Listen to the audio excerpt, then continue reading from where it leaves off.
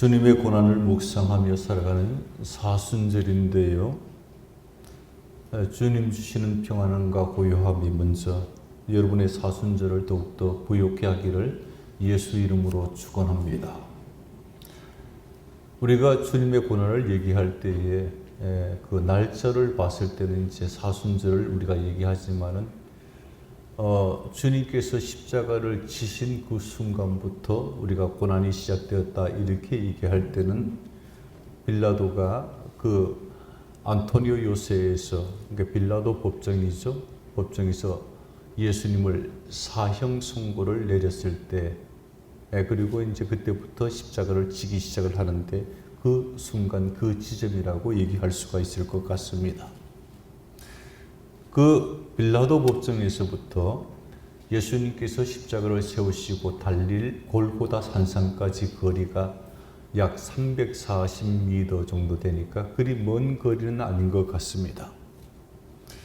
그래서 그 길을 십자가를 지고 걸어갔다 해서 십자가의 길, 좀 슬픈 길이다 해서 비아 돌로로사, 라틴어죠. 그래서 슬픔의 길 이렇게 우리가 얘기를 하는데요. 예수님께서 빌라도 법정에서 이제 그 신문을 받고 또 이렇게 많은 시간을 보내면서 많이 지쳐 있었던 그런 상황입니다. 그러다 보니까 예수님이 그 십자가를 메고 이렇게 비아 돌로로사라는 길을 걸어갈 때에 참 힘들기도 하고 지쳐서 쓰러지기도 할 때에 그 순간에 누가가 지나갔냐 하면 오늘 26절 말씀에 고레네 시몬이라는 사람이 지나가게 되죠. 26절을 우리가 보게 되면 그들이 예수를 끌고 갈 때에 시몬이라는 고레네 사람이 시골에서 오는 것을 붙들어 그에게 십자가를 지워 예수를 따르게 하더라라고 성경은 기록하고 있습니다. 이 본문에서 고레네 시몬이 이 십자가를 지고 싶어서 진 것이 아니라 억지로 십자가를 지웠음을 우리가 알게 되죠. 이 사실을 마가복음에서는 조금 더 구체적으로 이렇게 소개하고 있는데 마가복음 15장 21절을 보니까 마침 알렉산더와 루포의 아버지인 구레네 사람 시몬이 시골로부터 와서 지나가는데 그들이 그를 억지로 같이 가게 하여 예수의 십자가를 지우고 라고 이렇게 쓰고 있습니다. 쉽게 말해서 고레네 시몬이 지고 싶어서 진 것이 아니라 그의 뜻과는 상관없이 억지로 십자가를 지게 된 것이 바로 고레네 시몬이 십자가를 지게 된 계기인데요. 좀 우리 세상말로 얘기로 하면은 재수가 좀 없었던 것 같습니다. 하필이면 그 시간에 내가 왜 거기를 지나가서. 우리는 이렇게 보통 고레네 시몬에 대한 십자가 진 사건을 이렇게 이제 이해를 하고 좀 안 됐다 하게 이렇게 이제 바라보기도 하고 생각하지만은 훗날 이 고레네 시몬에게 그 가정에게 내려졌던 축복을 생각하면은 그거 나도 한번 질 걸 하는 생각으로 바꿔지게 될 겁니다. 로마서 16장 13절인데요. 제가 이제 잘못 나갔는데 13절을 보면은 주 안에서 택하심을 입은 루포와 그리고 그의 어머니에게 문안하라. 그의 어머니는 곧 내 어머니니라 라고 바울이 얘기를 합니다. 바울이 자신에게 이렇게 도와줬던 많은 사람들을 로마서 16장에 하나하나 열거하는데 그 중에 누구를 얘기했냐면 루포라는 사람, 그리고 루포만이 아니라 루포의 어머니까지. 그런데 이 루포가 도대체 누굴까 이렇게 우리가 좀 궁금할 텐데요. 바로 루포는 고레네 시몬의 아들입니다. 루포가요, 주님의 택함을 받은 사람으로서 바울 사도의 엄청난 협력자가 되고 또 그 어머니 역시 마찬가지로 바울 선교에 있어서 없어서는 안 될 만큼 바울이 나의 어머니라고 얘기했을 정도로 아들의 모든 일들을 어머니가 전적으로 이렇게 전폭적으로 후원하잖아요. 그렇게 후원해 준 여인으로 바로 루포의 어머니를 우리가 오늘 얘기하는 것을 보게 됩니다. 구레네 시몬의 가족이 정말로 하나님께 멋있게 사용되어졌다는 것을 생각할 때에 우리가 예수 믿는 사람 하나님의 자녀로서 이것만큼 큰 축복이 더 있겠는가? 내 인생 사실 솔직히 들여다보면 냄새 많이 나고 흠 많고 점 많은데 하나님께서 그럼에도 불구하고 그런 거 저런 거 생각하지 아니하고 너 나를 위해서 이래줘.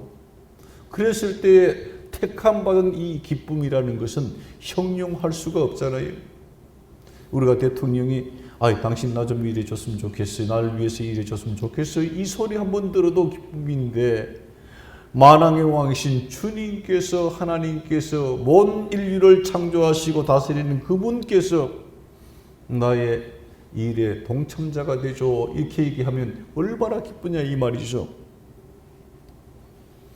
근데 바로 이 시몬의 아들 루포와 그의 어머니가 그렇게 이 멋있게 쓰임 받았다는 사실입니다. 참 큰 축복이죠.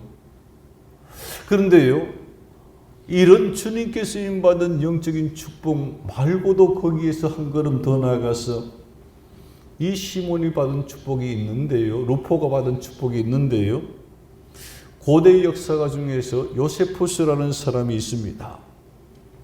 이 요세푸스라는 사람이 로마 황제 대제 콘스탄틴 대제를 일컬을 때에 이 사람이 도대체 어떤 사람인가 밝힐 때 구레네 시몬의 12대 손이라고 이렇게 얘기를 합니다. 여러분 십자가 한번 지고 하나님의 큰 일꾼이 되고 또 자손 중에 황제가 배출된다면은 이 십자가 한번 질 만한 십자가 아니겠습니까? 우리 자녀들 중에서 만약에 내 후손들 중에서 만약에 대통령 된다 그런다면 이거 십자가 내치겠다고 이렇게 얘기하지 않을 사람이 누가 있겠냐 말이에요. 그런데도 우리는 왜 십자가를 거북스럽게 생각하고 꺼리는 걸까요? 십자가를 지는 것을 고통이라고 생각하고 또 십자가를 지는 것이 너무 오래 많이 이렇게 져야 된다는 생각 때문에 그런 것은 아닌가 생각을 해보게 됩니다. 근데 오늘 구레네 시몬이 졌던 십자가 그 진 시간은 그리 길지가 않았다는 사실을 제가 빌라도 법정에서부터 이 골고다 산상까지 거리가 340m라 그랬는데 그것을 그냥 400m라고 간주를 하고 우리 보통 사람들이 4km를 걷는데 1시간 정도 걸린다고 하면은 60분 정도죠. 그러면 10분의 1이 되니까 빌라도 법정에서부터 골고다 산상까지는 한 6분이면 걸을 수가 있는 거리가 될 겁니다. 물론 십자가를 메고 걸었기 때문에 좀 더 걸렸을 것이라고 생각하면 한 15분 정도 계산이 나오죠. 그런데 구레네 시몬이 빌라도 법정 처음부터 십자가를 맸냐 하면 그렇지 아니하고 중간에 맸다고 이렇게 판단됐을 때 그 순간이 어느 정도는 모르니까 그냥 우리가 퉁쳐가지고 한 10분 정도 이제 십자가를 메고 걸었을 것이다 라는 생각은 해볼 수가 있을 것 같습니다. 짧은 시간이죠. 우리가 생각하는 것만큼 주님께서 우리에게 십자가를 지으실 때에 많이 지으시지 않는다는 사실을 생각해 보게 됩니다. 우리가 너무 스스로 죽겠다 그러니까 십자가가 되는 거지 사실 주님께서 우리에게 십자가를 지우는 것은 그렇게 많이 지우는 것은 아니라는 생각을 오늘 유추를 해보게 되죠. 그래서 우리가 십자가 지는 것을 너무 거부하는 것도 거절하는 것도 그것을 피하는 것도 우리가 생각해 보아야 할 부분입니다. 우리가 만약에 이 사실을 온전히 깨닫는다면 구레네 시몬인처럼 억지로라도 십자가를 지려고 할지 모릅니다. 주님이 특별히 말씀하잖아요. 누구든지 나를 따라오려거든 자기를 부인하고 십자가를 지고 나를 따를 것임이라. 십자가를 져야만 나를 따라올 수 있는 사람이 된다라는 뜻을 그 속에 가지고 있죠. 반드시 십자가를 져야 하는 것이 우리 인생이고, 또 십자가를 지는 것이 고통만이 아니라 큰 축복이 그 속에 들어있다는 사실도 우리가 알아야 할 것이고, 여러분에게 이 십자가를 지는 은혜가 있으시기를 예수 이름으로 축원합니다.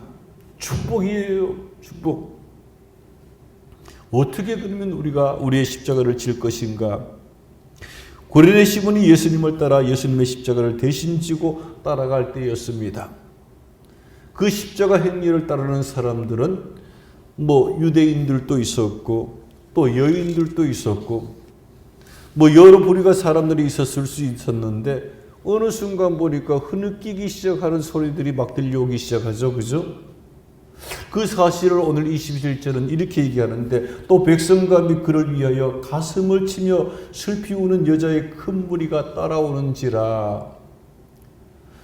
예수께서 십자가를 지시고 가실 때 따랐던 자들은 크게 두 그룹으로 볼 수가 있는데, 하나는 백성이고 다른 하나는 큰 무리의 여자들이었습니다. 우리가 좀 넓게 이것을 그냥 보면은 큰 무리의 여자도 백성 속에 들어갈 수가 있지 않겠어요? 그죠? 근데 왜 이것을 따로 이렇게 누가 기자는 구분했을까? 이유가 있죠. 예수님께 대한 두 부류의 태도가 달랐기 때문입니다. 백성들은 단지 예수님이 십자가를 지시고 가는 것을 구경하기 위해 몰려든 사람들이고, 이 큰 무리의 여자들은 어떤 사람들이었어요? 예수께서 십자가에 못 박혀 죽으시러 가시는 것을 너무 안타까워서 어떻게 될 것인가에 대한 마음의 이 안타까움과 착착함 때문에 어쩌나 우리 예수님 어쩌나 하는 마음을 가지고 따라갔던 여인들이었을 가능성이 높다는 얘기죠. 그래서 어느 순간에 이르렀더니만 그 여인들이 그 마음을 주체치 못하고 울음을 터뜨리고 마른 거 아닙니까? 그 울음을 터뜨렸을 때에, 그런데 예수님의 말씀이 참 희한한 말씀을 하세요. 그 예수님이 우는 여인들을 향해서 뭐라 그랬냐면 28절에 보니까 예수께서 돌이켜 그들을 향하여 이르시되 예루살렘의 딸들아 나를 위하여 울지 말고. 지금 예수님이 어떻게 될까 이 걱정 때문에 예수님을 위해서 우는데, 나를 위해서 울지 말고 너희와 너희 자녀들을 위하여 울라. 왜 예수님께서는 자신을 위해서 우는 여인들에게 나를 위해서 우는 그 울음을 그치고 너희와 너희 자녀들을 위해서 우는 울음을 시작하라고 이렇게 얘기했을까요? 예수님을 부인한 유대인들이 무리들에게 내릴 재앙이 상상 이외로 큼을 주님은 미리 얘기했던 것을 우리가 생각해 보게 됩니다. 사실 28절에 이 울라는 말은요, 큰 아픔을 당해 통곡하듯이 그렇게 울라는 얘기예요. 그냥 흐느끼는 정도도 아니고 막 그냥 엄청, 그 흔히 말해서 오열이라는 말이 맞을 겁니다. 이것은 30절의 푸른 나무와 마른 나무라는 말에서도 알 수가 있는데요. 이 푸른 나무는 예수님을 상징하죠. 마른 나무는 쉽게 말해서 말라 비틀어진 예수를 못 박은 반역한 유대인들을 상징한다고 볼 수가 있을 것 같습니다. 예수님이 의인이심에도 불구하고 죄를 하나도 안 졌는데도 불구하고 이렇게 고통을 당하는데, 죄로 가득한 너희들은, 그리고 그런 의인을 못 박은 너희들은 어떤 고통을 당할지, 이 얘기예요. 쉽게 말해서 그 고통 차마 끔찍하다. 그러니까 너희를 위해서 울고 너희 자녀들을 위해서 울라는 얘기일 겁니다. 여러분, 이 얼마나 그 고통이 심하고 대단했으면은 바로 그 다음 절 보니까 29절에 나오잖아요. 이 30절에 보니까 산들에게 우리 위에 무너지라, 우리를 덮어라. 너무 고통이 심하고 감당할 수가 없어서 어떻게 해요? 빨리 죽고 싶어서 그냥 산이 그냥 확 덮어버리라는 얘기죠. 가끔 가다가 이제 병원에서 너무 힘들고 너무 고통이 심한 사람들이 왜 이렇게 빨리 죽고 싶다 하는 얘기를 이제 좀 얘기하잖아요. 심정이 이해가 돼요.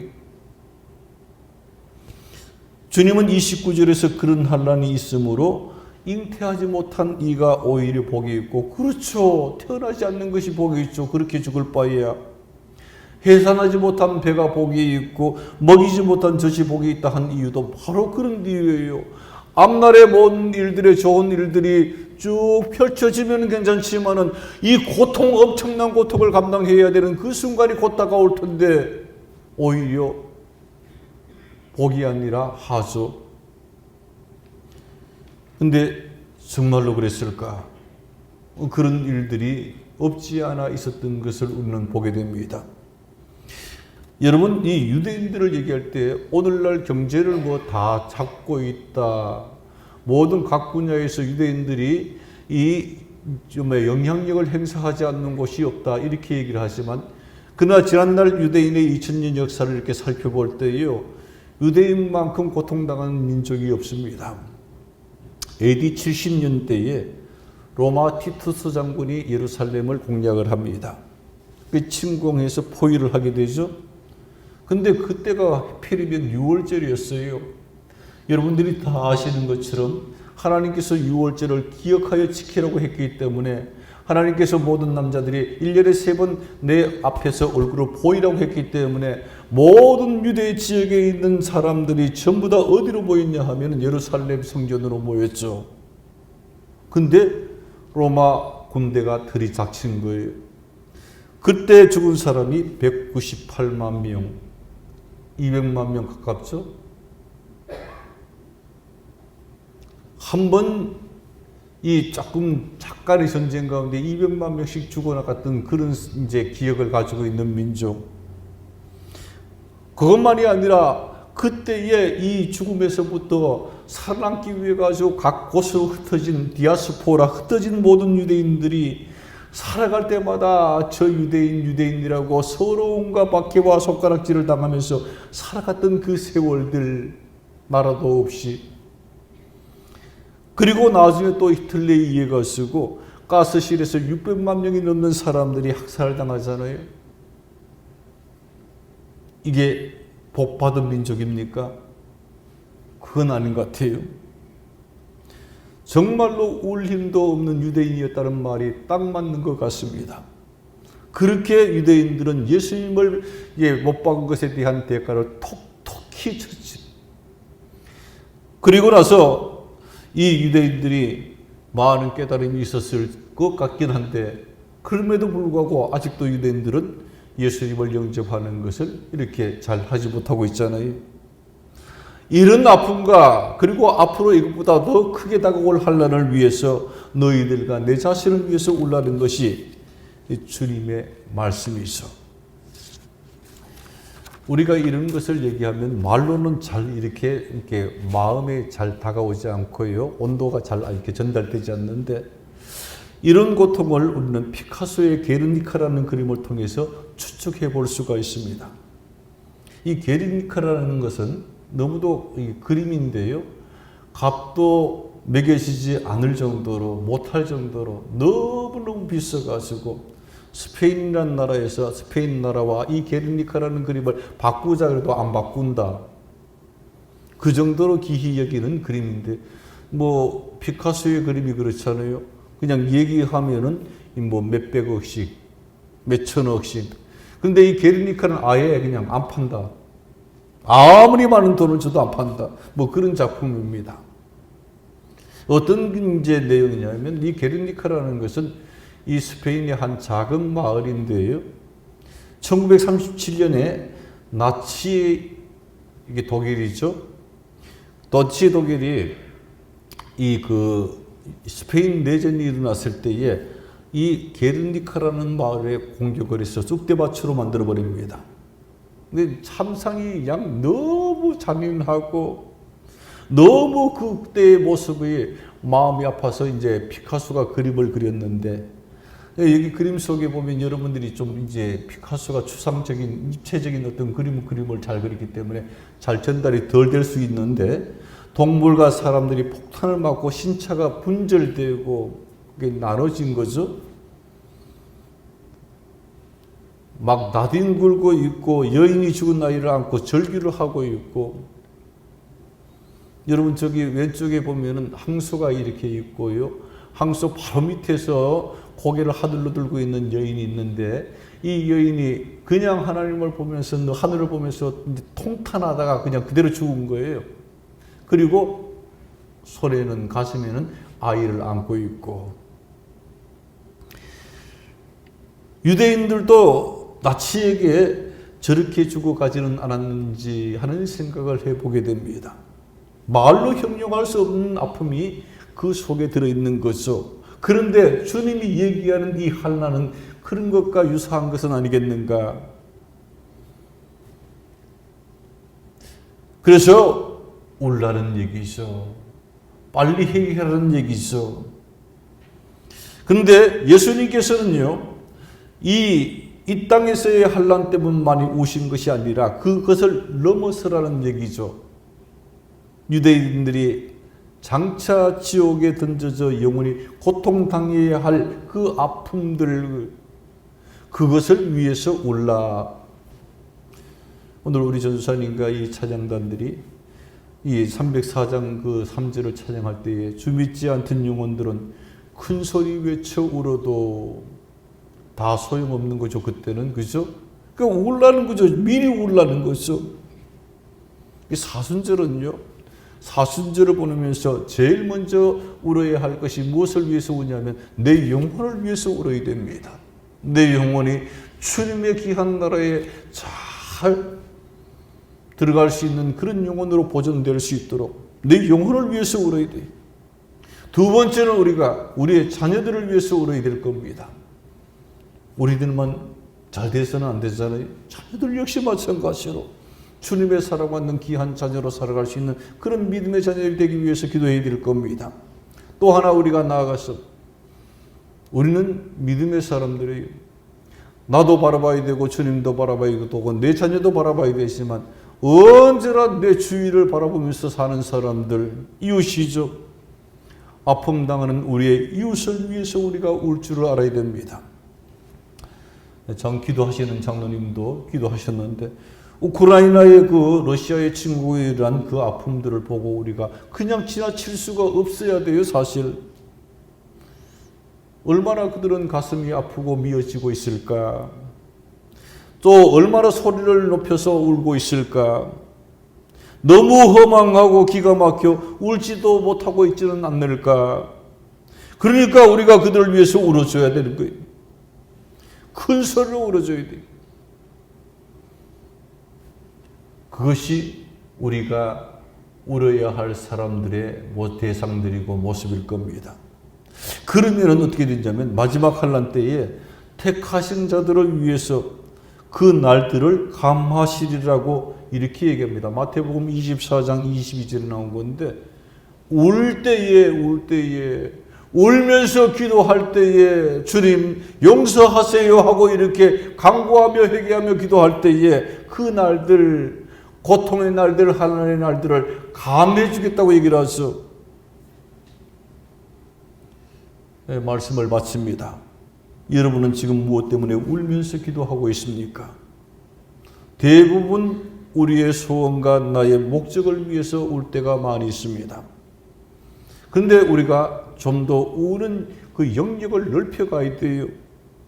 이유가 좀 달라져야 돼요. 세상의 문제도 중요하지만 영적인 문제를 위해서 울 수 있는 심령이 되어야 될 것이고, 이 땅의 잘됨을 위해서도 울어야 되지만은 영혼의 건강을 위해서 더더욱 울어야 될 것이고, 나의 아픔을 위해서 울어야 되지만 주변에 있는 이웃들의 아픔과 고통을 위해서도 울 줄 아는 사람이 될 때에, 오늘 주님은 여인들을 향한 그 울라고 한 얘기가 우리에게 실천으로 와닿는 귀한 교훈이 될 수가 있을 겁니다. 주님 고난의 계절을 시작했습니다.